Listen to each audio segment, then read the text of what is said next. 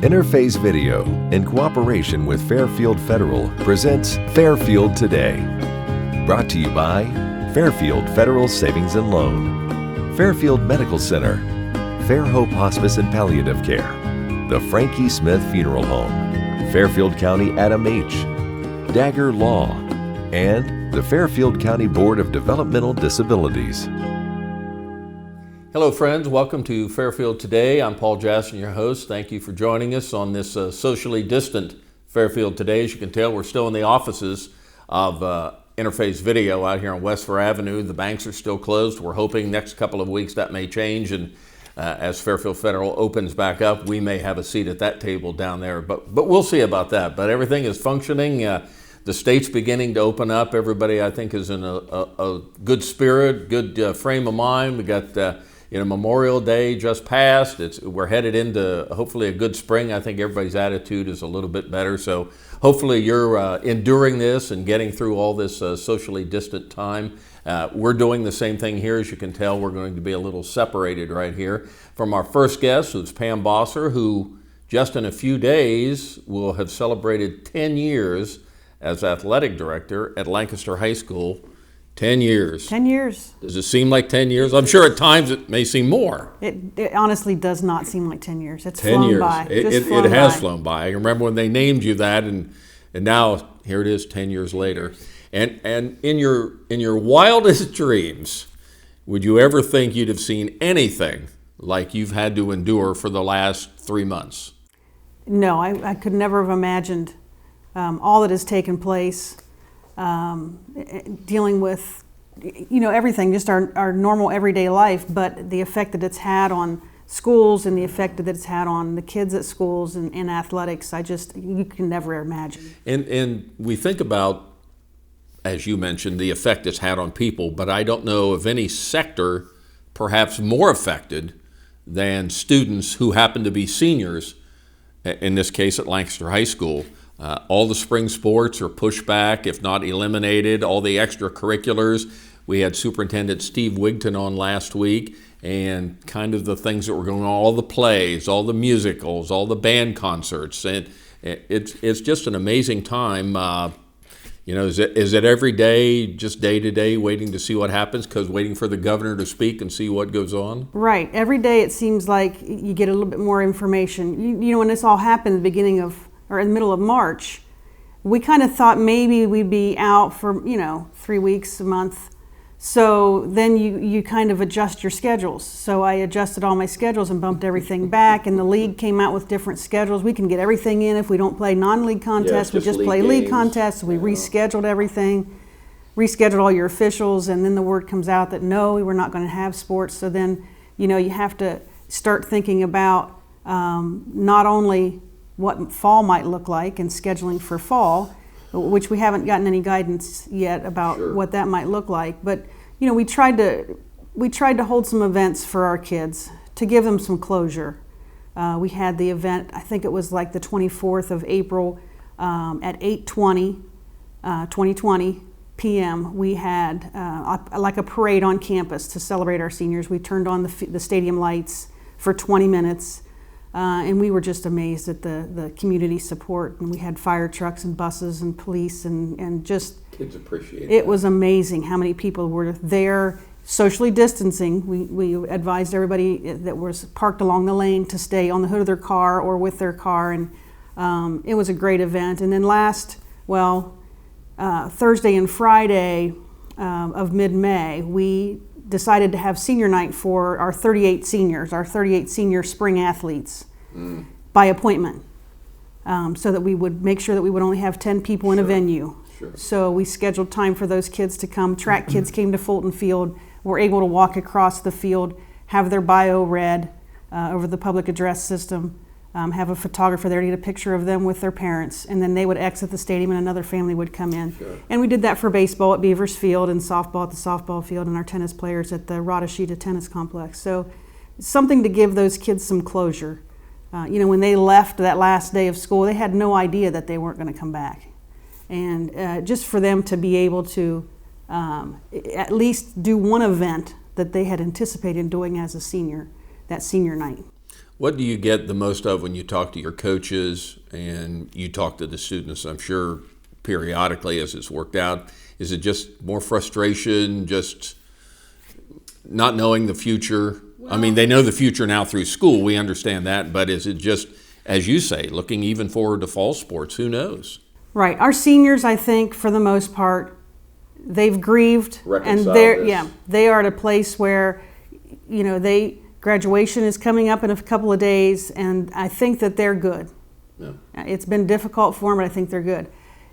My concern now is with those kids that are coming back in the fall, that are fall athletes, and they don't know. They don't know if they're going to have a season. They haven't had the spring and, leading up to that fall season. A lot takes place in the spring. And a lot goes on in June, and right now the Department of Health is saying that we can't be in facilities until June 30th. So there's a lot of question in these kids' minds. How do we prepare? Are we going to be prepared the same way we would have been if we were in school and having practice and preparing for these seasons? Have you started suffering from? We've learned a lot of new terms. Social distancing. We now know that will be in our vocabulary. I'm sure forever. We'll always know.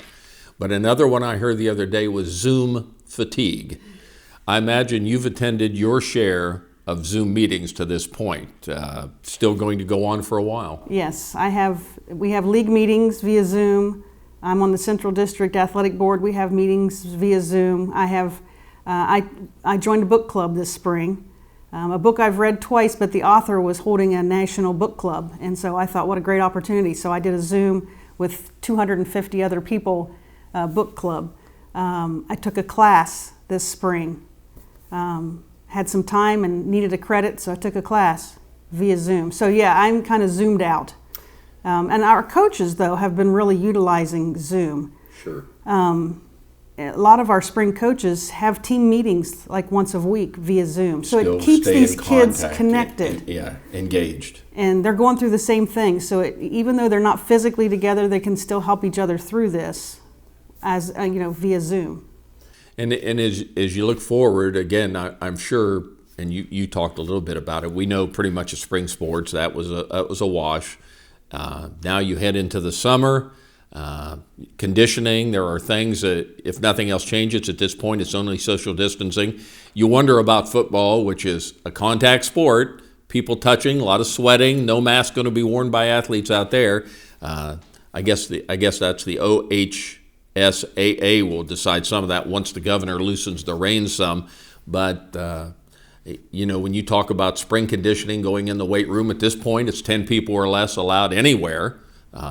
Just a lot of unanswered questions, and I'm sure a lot of uneasy feelings among your coaches. Right, and right now, the Ohio High School Athletic Association, when the governor started releasing a little bit, opening up a little bit, the OHSAA lifted the no contact period for 6 of our sports, and that's effective. It was effective on May the 26th, but the Ohio Department of Health still has our facilities closed. So, our coaches are kind of in limbo. They can have contact. Those 6 coaches can have contact with their teams, but where? So, there's a lot of questions on the coaches' minds. How to prepare these kids. Now, a lot of these kids are doing a lot on their own. It's not the same, but I've seen kids. I still go into the office every day, and I see kids on the lane running. I have seen some football kids on their own over in the field flipping tires, big giant tractor tires, by themselves. So we do have kids that are still working very hard, anticipating playing in the fall. What would be the next thing in the summer? Would football conditioning be the first thing back as you look to what would be a normal fall? Well, normally in the summer, most of our coaches have camps for youth. Sure. All of June, we're loaded with big basketball camp. Baseball, field hockey, soccer's a big camp. Jimmy Cordell has a camp for football. Yeah. All of these things primarily are in June. Well, I'm just now getting word from some coaches that they're at the point where they have to cancel. Sure. What we did when the schools were shut down, we typically refinish the gym floor at the high school in mid to late July because that's when all of our stuff in the summer is done. Well, we went ahead and had the gym floor refinished a couple weeks ago. So it's done. So now if we need to stretch things into July and have basketball camp in July or volleyball camp, we can do that now because the gym won't be shut down to refinish. It's going to be open all summer. So we kind of changed the schedule on some things to get them done early so that it would open up once the Department of Health opens us up, we would be available. Thomas Ewing just opened up, I think it was right after the Christmas break in December, and then go 3 months and now they're closed. So Steve Poston had to close things up, but we were given a rare opportunity out there. We went out and Steve gave us a real tour of Thomas Ewing, just an inside view, and what a fabulous school. And now as we look at Sherman, it's scheduled, and Steve Wigton said it's on schedule to still go, whatever that will be in the fall when they open up. It's still on schedule to do that. But one thing, as far as you're concerned, is a new high school several years away. We understand that's going to be, 4 or 5 years. I'm not sure of the outlook. But as you look down the road, and hopefully we'll be on all this right now, that's pretty exciting to have a brand new high school and all that entails with that. That's very exciting. Is 4 or 5 years of time frame? I'm hoping more 3 to 4. Okay. But 4 to 5 probably is more realistic. Okay. Yeah, that's exciting. We're already starting to see some of that new facility. It happened because when the old Ewing went down, or is in the process of being torn down. It's about gone now. That's where the baseball fields are going to be. Yeah. Because when they build the new high school out back, I'm going to be losing all of the athletic facilities out back. That was practice fields for the band. I think at least it was when I was in. Practice field for practice band. Back there, and you're going to lose everything. Lose everything back there. So we're relocating baseball down where the old Ewing sat. And instead of one field, we're going to have 2 fields, which is going to be great. So we won't have to go off campus for our contests. And then softball will be relocating, if you can visualize it on the lane where the outdoor basketball courts are, just north of there along the creek, we're going to have 2 softball fields. Oh, okay. And then we're also going to have a soccer practice field. Our soccer teams play on Fulton Field now on the turf, but they do practice periodically on the grass. If they're going to be playing somebody who's a grass team, they'll practice on grass. And it's going to be good also for physical education classes to have a nice grass, flat field there nearby the high school instead of having to walk down to the lane to Fulton Field. So it is very exciting. Got a couple minutes left, and I wanted to end our little chat here. We appreciate Pam Bosser from Lancaster High School, the athletic director, joining us. I wanted to congratulate you on the big award. What was it? Central District Athletic Director of the Year?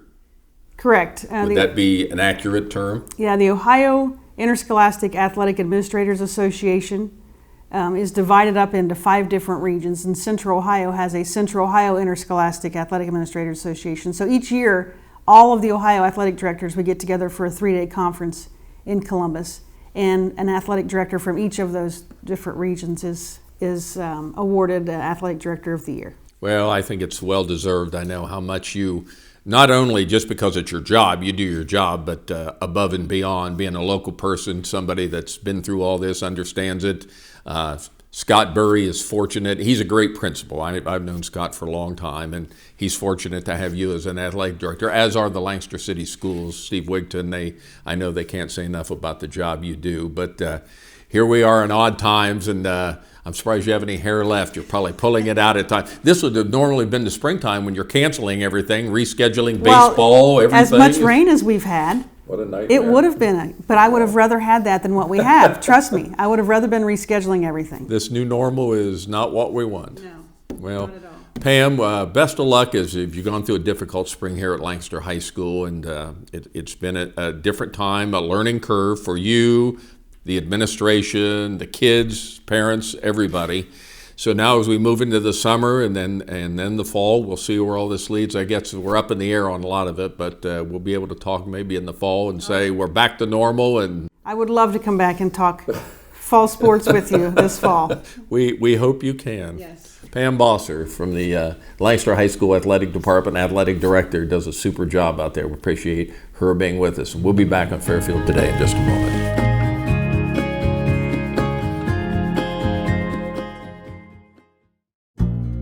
Fairfield Federal. When it comes to our customers and our community, we go above and beyond to help. Our people make the difference. It's a hometown bank. It's located here in Fairfield County. Branches are convenient. They're located here in Pickerington, where my office is. I'm in Lancaster a lot, and they have plenty of branches there. And I much prefer dealing with the hometown banks rather than the larger nationwide chain banks. So far, everybody's been so personable, and for us to bank with the local bank, and we bank in Lancaster, it's been so wonderful because we'll call somebody, Steve will call somebody, and they'll get back to us right away, or they'll say, okay, we're going to make a decision in the basement tomorrow, and they'll get back to us, rather than calling a bigger bank where we had to wait and we didn't always get the same person the next time we called for a investment banking opportunity, or getting something appraised, any of those kind of things. Everybody is very customer friendly. A lot of times I'll bring my dog Bear with me, and the staff love him here, and of course he loves them and the treats that he gets. So it's just a nice kind of a family type environment. Personal or business banking, whatever you need, we take it seriously because we know you do. Stop by today at any of our 3 locations and see why the difference is clear. Fairfield Federal Savings and Loan specializes in banking that revolves around you. Member FDIC, Equal Housing Lender. The Frankie Smith Funeral Home and Crematory in Lancaster and the Johnson Smith Funeral Home in Baltimore have a long and wonderful history of serving our community. Feel free to give us a call at 740-653-0652. Stop in and see us at either of our 2 locations, 405 North Columbus Street in Lancaster and 207 South Main Street in Baltimore. Respect for tradition, regard for change. I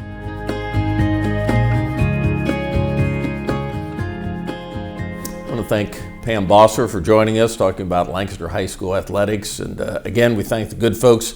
Although we're not in the downtown lobby of Fairfield Federal this week because the banks are still closed, the reopening is beginning to get underway. We're out here at the Interface Video Studios, and appreciate the bank still. Whenever they open, we'll get back there. Maybe that will be next week when we do our next show. So we'll see how that works. But as everything's opening up, we hope everybody is safe, and all the people in your family are getting along okay as you do things online, Zoom meet with everybody. We know that's the new way things are done now. So again, we appreciate Fairfield Federal, who are such a great family to us, allow us to come in there each and every week. So hopefully we'll get back there very soon.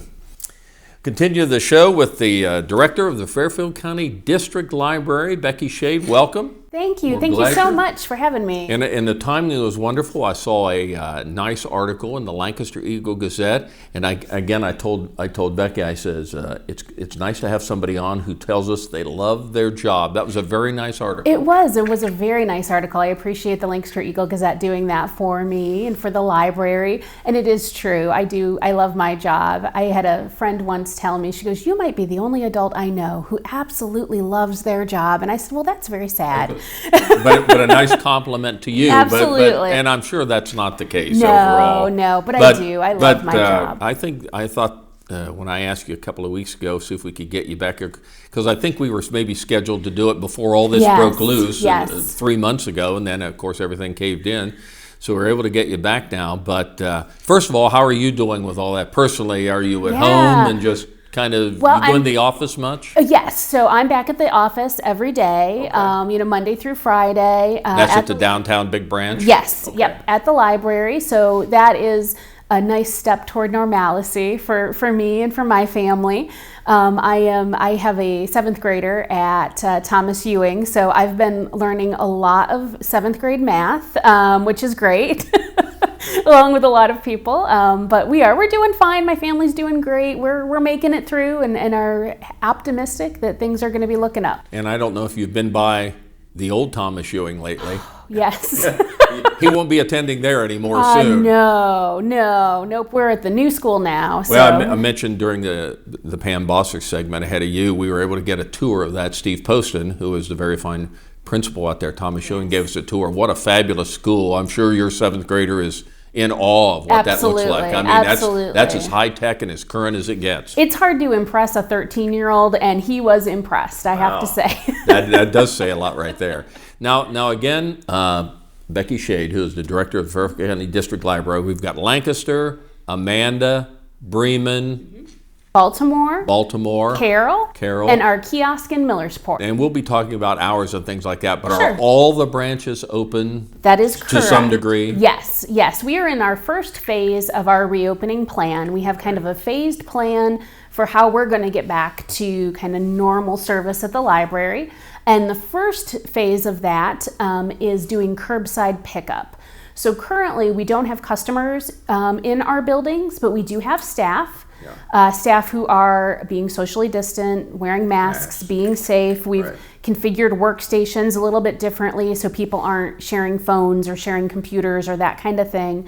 And we are doing curbside pickup. So people are able to request materials and then come by the library location that they requested those materials, and we'll bring them out to you, stick them in your car, just like groceries kind of thing. They'll already be checked out to you, and you can take them home and enjoy those materials. I would say this would normally be a lot of questions on my part. What do you mean? But having gotten food like that, I think it's just like that. Now, did I say, well, they'll come out and they'll put it in your trunk? Is that the preference? Yes, it is. So occasionally we'll have people that are walkers or so don't have a car there with them. And we've figured that out. You know, we'll set it on the bench, step away, let you come over and get it, that kind of thing. But most people are driving to our locations, and we're putting it in trunks and that kind of thing. Now, did I see the hours are Tuesday, Wednesday, and Thursday, 10 to 6. Friday and Saturday, 10 to 2, and now you're closed Sunday, but closed Monday also. Yes. During this phase one. Yes, exactly. So we have a reduced amount of staff, so we have a reduced amount of hours to go along with that. But those hours, Tuesday, Wednesday, Thursday, 10 to 6, Friday, Saturday, 10 to 2, are the same across all of our library locations. Okay, that's good to know. Yeah, we thought it was important. This was a big change for us and for customers, and we thought trying to get the word out, to streamline that to some degree might be easier for everybody. Now, to find out a material that you have, it says you have 4 ways that you can find out what's available and order material. You can go online. There's a form on on your website? Yeah. Do you want me to tell you a little bit about that? Sure. So you can, of course, just use our online catalog to request materials, and that's going to be the same as you always did. You know, you log in, you search for a title, you find it, you put in your library card number, you put in your PIN number, you request it on hold. That's always fine to do, and you can continue to do that. But we're letting everybody know that right now we don't have delivery between our central library consortium.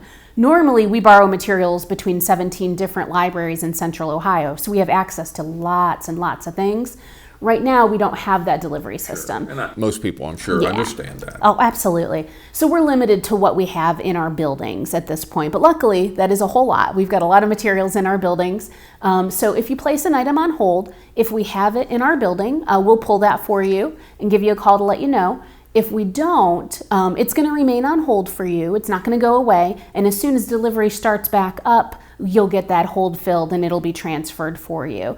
So it's a little bit different right now. Depending on what the availability of that item is, it may be a little bit longer. So knowing that, we've created a couple of different ways for people to request items. So you can always do the online catalog, but we have a form on our website. It's just curbside pickup form. You put in your information and then you tell us what kinds of things you would like. This is great if you don't have specific titles in mind. So maybe you like to read mysteries. So you read James Patterson, you read John Grisham, and you enjoy those. You could let us know that and say, could you pick us out 5 more titles? We're happy to do that. Go into our librarians will go in, pick out items for you, we'll check them out for you, give you a call that they're ready, and you can come pick them up curbside. So that's great if you're not sure what items we have available or need. It kind of replicates browsing for our customers in kind of a way. So we're doing the browsing for you in that situation. Another thing that forum's great for is if you've got small kids and you're looking for picture books, bedtime stories, that kind of thing. Maybe you don't have 10 titles in mind that you want to read. Might not know 10 titles. Right, exactly. But you can give us a call, you can fill out that form and say, I've got a 5-year-old, he loves trucks and dinosaurs. Could you pull 10 stories for me? Yeah, we're happy to do that. That's no problem at all. If you'd rather send us an email, we have an email address set up for requests. It's just holds@fcdlibrary.org, or you can always give us a call. We're answering phones during those hours we listed before, and you can just request materials that way, and we'll either put them on hold for you, we'll fill out that form and be able to pull those items for you from what we have in our collection. Now, this is phase 1, so that indicates there's a phase 2 somewhere down the road. Absolutely. And we don't necessarily have dates associated with these. As things loosen up by the governor. Right, absolutely.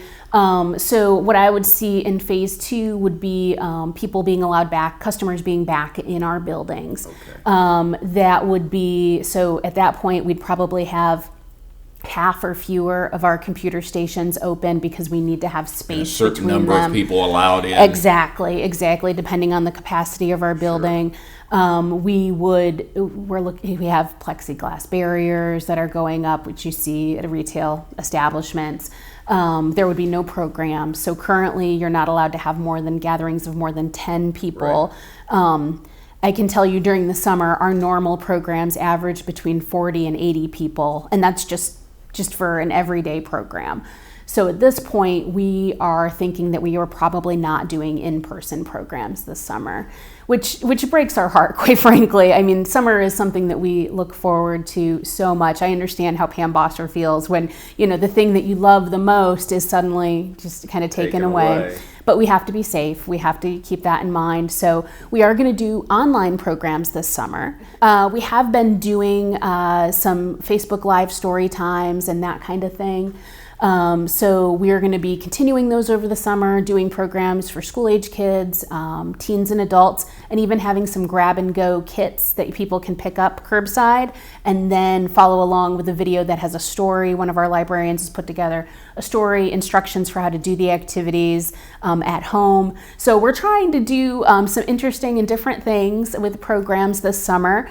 But it'll look different. It'll look different this summer, but that's okay. We're up to the challenge. Everybody is on to that now, and I think you've alluded to this a little bit. I'm sure most people want to know, when will things get back to normal? Well, first of all, we don't know what normal will be. Yeah. But a lot of this will be dictated by the Ohio Department of Health, the governor. As they loosen restrictions, you'll loosen restrictions, and Absolutely. Then move into whatever phase 2 or a phase 3 may look like. Exactly. We have to be very careful. And my preference would be to move slowly and safely through these phases. I don't need to be the first person doing anything at this point. I'm going to wait and let other people kind of take that leap and learn from their experiences. Didn't have to be the first person in the restaurant. That's not important. No, we've been doing takeout, and that's been wonderful. And it's worked out well.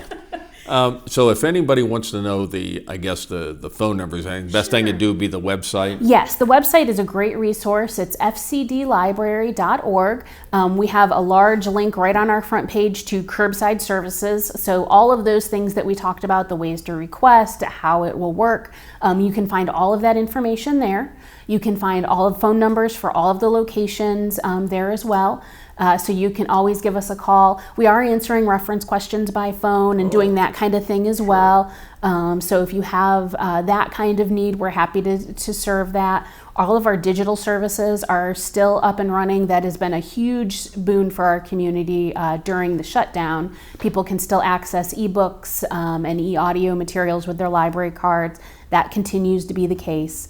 So people can log on there and see everything that we have currently to offer.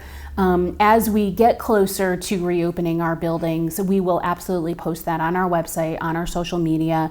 So when we have a date, that's a great way to find out. You follow us there and you'll be able to see that. Well, I just remember how important it was, a library to me as a kid. They had a West Side branch and I lived on the West Side, and how important it was, and I know what a resource this is for kids now and then into the summer as we move into the summer. So really about the only you don't have quite as many materials, and it'll be curbside pickup. Otherwise, you go online, it could be almost business as usual. Yeah, absolutely. You can still get all of these materials. We want to get books in the hands of every child this summer, so everyone is still able to do that.